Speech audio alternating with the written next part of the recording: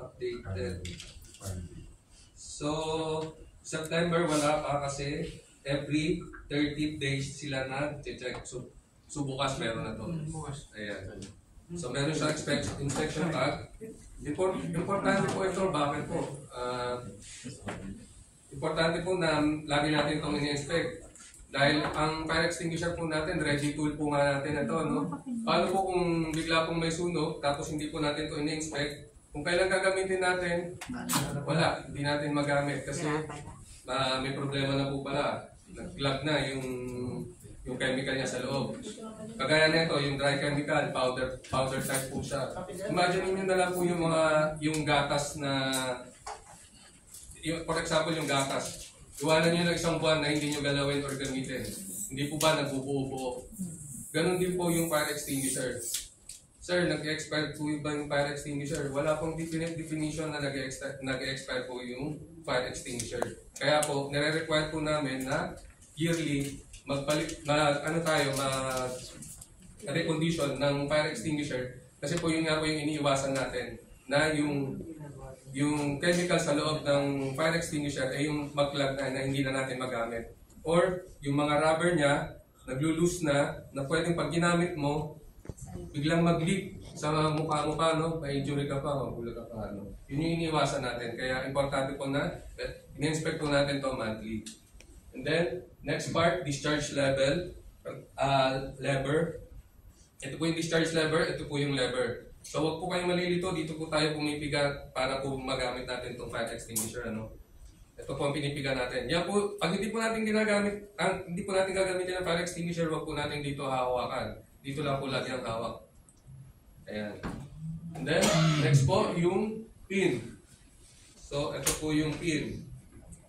Sir, pag tinanggal ko ba to, sasabog ba? Hindi naman po ito sasabog pag natanggal. Hindi naman siya granada eh.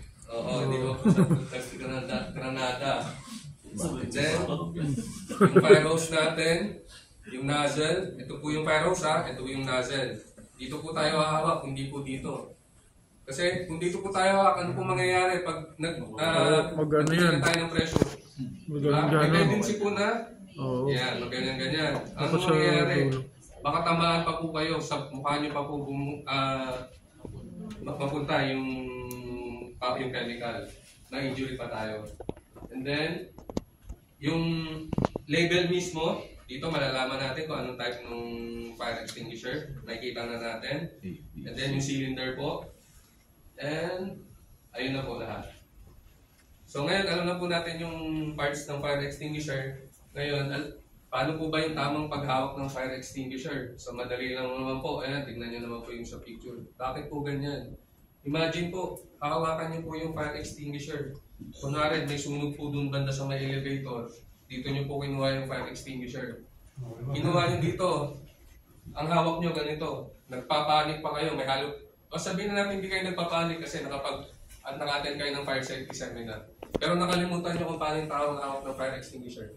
Diba? Minsan, yung action natin medyo mabilis. Anong nangyayari pag ganito ang hawak natin? May tendency na mag-swing. Nag-swing siya. So nakikita nyo naman po ito, salamin po ito. Pwede po natin mabasag yan. Imbis po na makatulong po tayo na doble pa. Yung dahil sa building natin. Nadoble pa yung ano. Ano pa po yung worst? Tumama po sa tuhod natin. Imbis na tutulong na po tayo, makadagdag pa po tayo dun sa dapat i-rescue. Kasi na-injury po kayo, tumama po sa tuhod nyo. So, ano pong mas maganda? Yakapin na lang po natin. No? Baby carry. Pag tumatakbo tayo, di ba? Yakapin po natin. Mas madali, mas secure po yung 5X. And then, ayan po. Ayan na po. Next.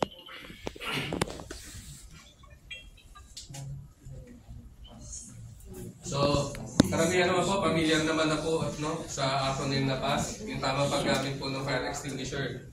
So, yung una po dyan, Pull the P. P. Ano po ba yung sabi? Sa P, pull the pin. So, ito po yung ipupull. Mapapansin nyo, meron pa siyang tag, no? Ito po, palatandaan din po ito na hindi pa talaga nagagamit yung fire extinguisher. Minsan kasi wala na ito eh. Ibig sabihin na pag-practice na ito, napagbigat-bigat. Usually, kapag meron pang ganito, Pwede nyo namang ikutin lang para madaling maputol to. Kasi yung iba na, yung mga female natin, minsan hindi nila kaya basta-basta hugutin lang yung pin. Medyo nahihirapan sila. Pwede nyo naman iikutin lang to sa kanyo, ilahin. Then, yung next, aim the nozzle. So, tandaan po nozzle po, hindi hose. Ito Aim po the yung nozzle. Ayan. And then, squeeze. Squeeze po yung lever. Tandaan nyo po, nasa taas po yung lever. And then, sweep. Halimbawa po, ito po yung nasusunog. Saan po tayo magsisweep? Sa taas po ba, sa baba? Sa base po ng fire. No? Kung ano po yung nasusunog, yun po yung bubugahan natin. Hindi po yung, nandito yung apoy, nandiyan ka rin. Hindi po yan Side by mamamatay. side. Itututok po natin kung saan po yung nasusunog. So ayan po, yung tamang position po, yung standard position po kapag gagamit po ng fire extinguisher. Nasa likod po yung isang paa. Ayan.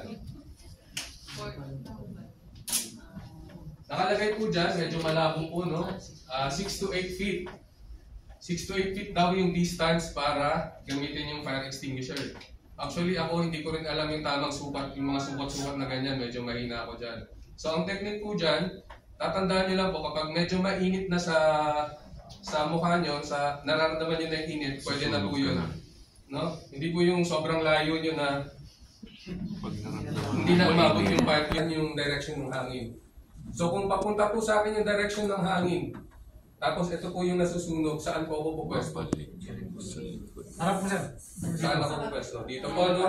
Imagine po, dito po ako gumamit ng fire extinguisher. Ito po yung nasusunog. Yung hangin papunta sa akin. Pag open ko ng fire extinguisher, Sa mukha mo rin. papunta sa akin yung chemical. So ayun, injury na naman. Bis na makatulong ka, Wala naman, sir. dagdag Bulag, ka pa, dagdag. kailangan i-rescue. So, yun po pag indoor. Pag outdoor. Pag indoor naman po, ano pong tatandaan natin pag gagamit ng fire extinguisher? Lagi po natin tatandaan pag indoor,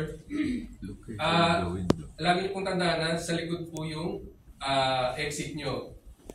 Kung nandito po yung door, ito po yung nasusunog yung upuan, saan po ako pupwesto? Dito po. Tama po yan. Sa likod po lagi. Kasi kung dito po ako magpa-firefight, diyan po ako bubuga, hindi ko napatay. Ngayon yung exit ko nakarangan. Paano po ako makakalabas? Kailangan nyo na naman Nakulong din. rescue. Kasama ka.